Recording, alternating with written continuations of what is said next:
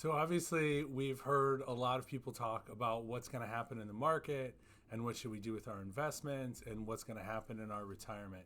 And again, I want to try and turn down the volume a little bit.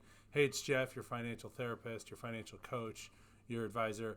Listen, I think that this last week, the last couple of days really gave us a glimpse into what it's like to have a lot of risk in our portfolio.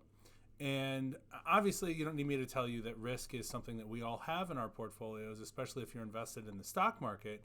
But if it gave you a sleepless moment, if it made you feel like you weren't sure what was going to happen next, it's a good lesson to say maybe you have too much risk in your portfolio. Just because you're close to retirement doesn't necessarily mean you have to get 100% out of the market. And if you're 20 years away from retirement, doesn't mean you have to be all in the market.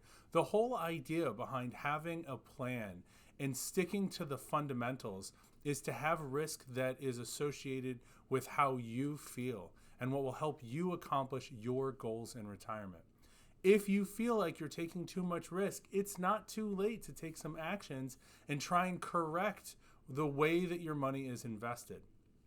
And most importantly, I want to remind everybody that regardless of where you are in your retirement journey, you have a long time horizon, right? If you retire in your 60s, life expectancy takes you out well into your mid to late 80s, if not longer, right? So you could have 20 or 30 years in retirement.